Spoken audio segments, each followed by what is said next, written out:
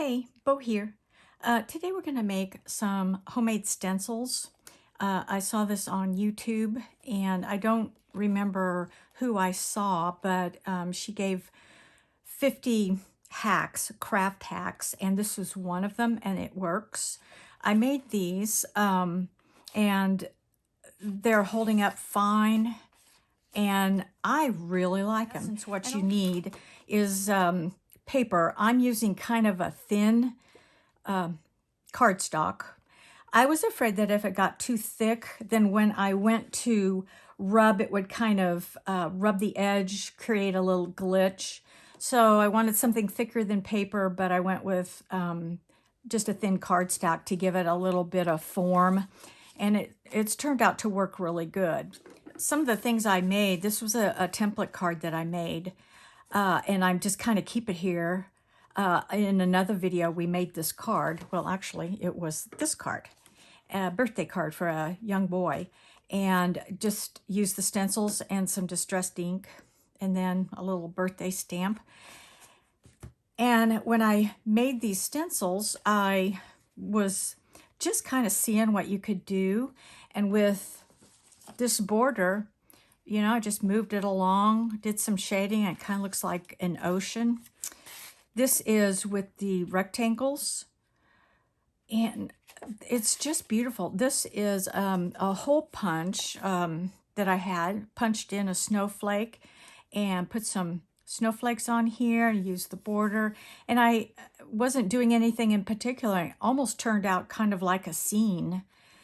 And I was just kind of blending colors, just using the distressed ink. This one is so cute. And one of the hints that she gave was to let some of the, in this case, circles be light and add some dimension. And I did that, and not only was it a lot easier, but it was a lot prettier. And then here's the same sort of thing with these circles. And I just placed it here and there. The heart one, okay, the heart one here reminds me, I may make another one. I punched these hearts a little too close together so that like when I was doing this, I would rub off into this.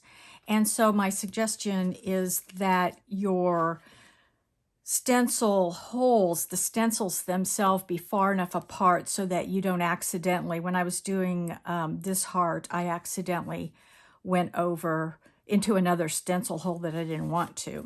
So that's what we're gonna make, and you can do any design you want. I did not make the oval shape, so I'm gonna do that today. So what we do, we need the contact paper and a piece of paper to create your stencil. So what I've done was I've taped down the contact paper with the back side being what peels off.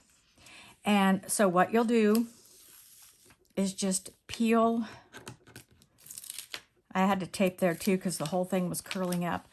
Kind of just peel it back. Place your paper in between like a little sandwich. And then just let it go back.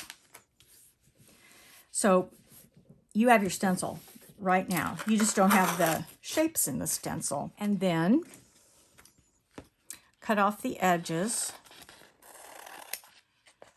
Well, I'm going to cut right along the paper, because if you don't, when the back comes off, the back part of the contact paper, you'll have like a sticky leftover edge, and we don't need that. And also, I would suggest, see, this is already wanting to come off here in the back. I wouldn't take it off. It's easier to cut these ends with the contact paper on. Otherwise, the little sticky contact paper sticks to your scissors and kind of gets in the way. So I'm just cutting off the extra contact paper. When I'm all done, I'm going to take off the backing. The backing just slides off. So what I have here is contact paper over the cardstock. The back is the paper of the cardstock. So I'm always going to use this side to do my stenciling because it'll just wipe off the contact paper. So let me go add some ovals to this and then I'll show you how it works. Okay, I made the stencil and I chose to use these 4 ovals. I thought these would be too big. I could easily make another one if I wanted the big oval stencils. And so now I'll put my die cut pieces away. This is just regular cardstock. In fact, it's the same that I made the stencil out of. And let's just see what we can create here. And again, the contact paper side is up.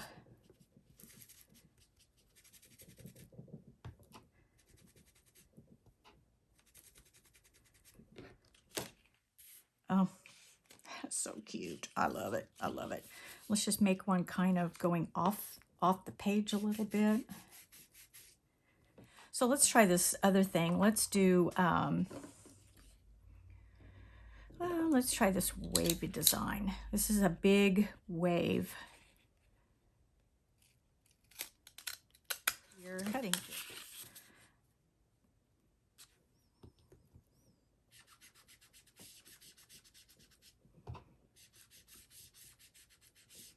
This reminds me of ocean waves. If you were to do it in blue, you could do it, you could border it around the edge. Like if you went like this, you could just create a border along the edge of the paper. There's your border, go all the way around.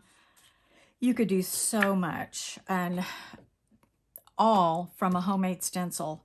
I see using these quite a bit. I think they'll last. They'd be easy to remake. They don't cost hardly anything at all. And I think it's just beautiful, especially my own stencil made this card. I think it's got a lot of potential. So if you want to join the team, go ahead and subscribe, check out the playlist, and pop a comment below and let me know what you think of this and if you've given it a try.